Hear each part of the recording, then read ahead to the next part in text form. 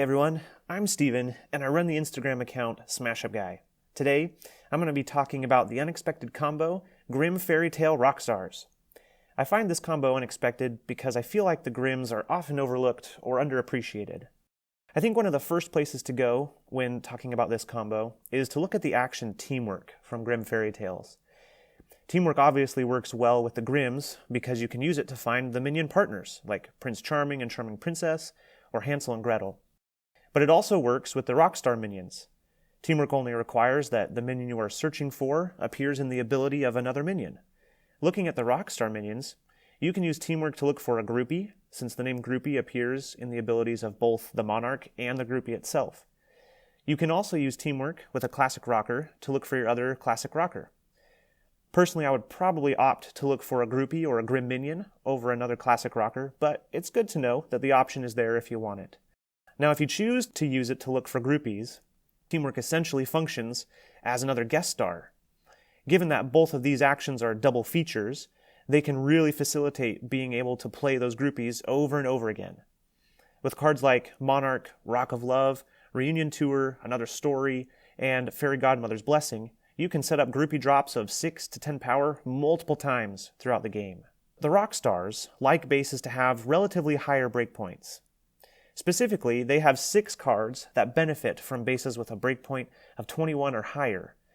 Those cards are the 2 copies of Classic Rocker, Hot Venue, Power Ballad, and 2 copies of Total Sellout. Having and playing on bases with a higher breakpoint is no problem for the Grimm Rockstars, because they have several ways to burst and focus down bases quickly. You have the dynamic duo of Prince Charming and Charming Princess that allow for an extra minion and extra action play. You have your groupie drops. You have Red Riding Hood that grants each of your minions at her same base plus 1 power. And each of the Grimm Power 2s can become a Power 4, as long as they're all together on the same base. All of these elements make for a combo that can deal well with high breakpoint bases and score them quickly. Now let's talk about movement.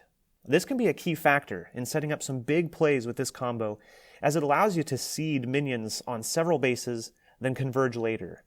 I love this because it hides my true target, while opening up potential solo opportunities if my opponents choose not to play there at all. For movement, the Grimms do have 1 card that lets them move, Breadcrumbs. The Rockstars supply Tour Bus and 2 copies of Rickroll, which let you move up to 3 minions from bases with lower breakpoints. This opens up the possibility to do something like this. You play Hansel on base A and Gretel on base B.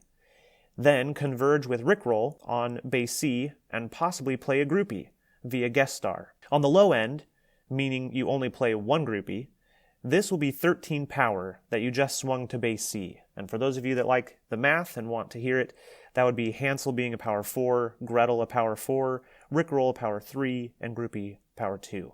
On the high end, meaning that you're able to play all 5 groupies, this is 21 power and a potential 0 to breakpoint strategy. Another fun interaction this combo has is your Classic Rocker plus Rumpelstiltskin, Basket of Goodies, or Fairy Godmother's Blessing.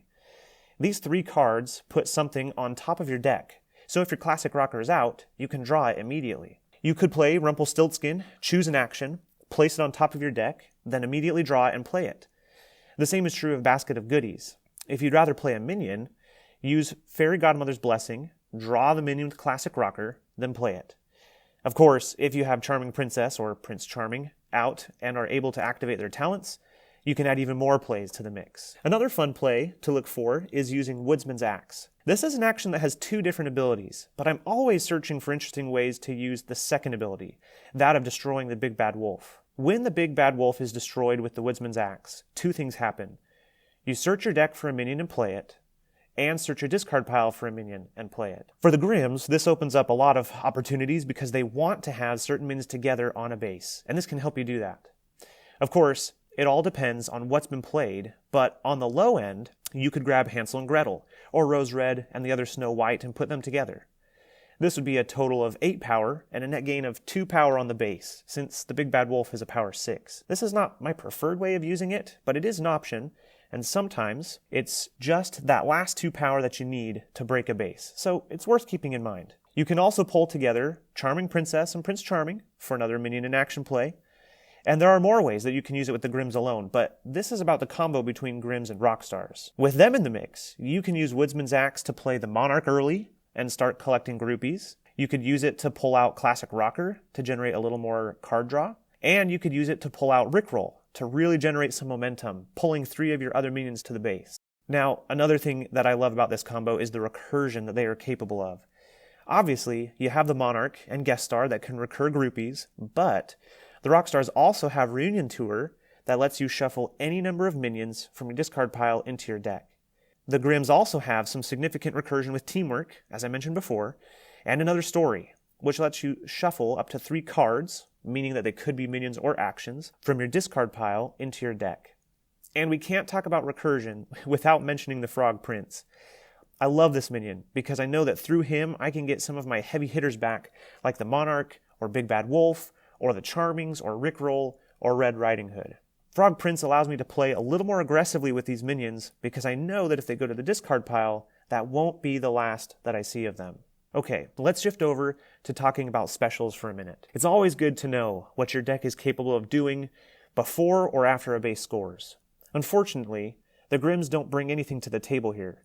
The Rockstars, on the other hand, have a couple of things they can do. First, if the base has a breakpoint of 21 or higher, they can play Power Ballad, which will give each of your minions on the base +1 power. So if you're in need of some temporary power plays, you can play Mouse, Bird, and Sausage in Phase 2, which would give 2 of your minions +2 power, and then you can play Power Ballad in Phase 3, when the base is scoring, granting each of your minions at the base +1 power. So at the very least, that should be 6 temporary power you are working with. The second thing Rockstars can play is Total Sellout, which is played after a base scores. With Total Sellout, you draw 2 cards, plus an additional card if the breakpoint is 21 or higher. Alright, let's wrap this up by looking at some weaknesses for this combo. To start with, they don't have much in terms of destruction. The only card they have between the 2 factions that is capable of destroying a minion is Big Bad Wolf, which would be a power 4 or less. For factions that have minions that they really want to keep in play, such as the Pirates with their first mate, this is really useful information to know. The Grim Fairy Tales really want certain minions together on the same base. Choosing a faction that can move them around, such as Tornadoes, Bear Cavalry, or Sumos, can really ruin their plans. Yes, the Grim Rockstars have some ways to mitigate this, but it's only 4 cards out of the 40-card deck, and they may not have it or need more time to set up their play. I talked earlier about seeding minions separately on other bases than converging with Rickroll. One thing to keep in mind here is who you are playing against, because this can really lead to your minions being destroyed or removed from the game in some other way. On their own, Hansel, Gretel, Rose Red, and the other Snow White are only power 2s after all, meaning that they are very susceptible to destruction or other abilities that can remove them from play. So it's good to keep that in mind. And finally, I see a potential problem with wasting resources. I don't like giving people easy second places, and because of all the power this combo can throw around, this is a problem that you can sometimes run into. I like to avoid scoring bases when the other player or players only have 1 minion at the base. If I'm breaking the base in this condition, and it doesn't lead to the end of the game, then I personally view this as a waste of resources because I've done all the heavy lifting and let the other players essentially walk away with easy VP. My preference would be to make them work a little more, then overtake them, or solo the base. Thank you so much for listening. I hope you'll give this combo a try, and thank you, Jim, for having me on. I really appreciate it.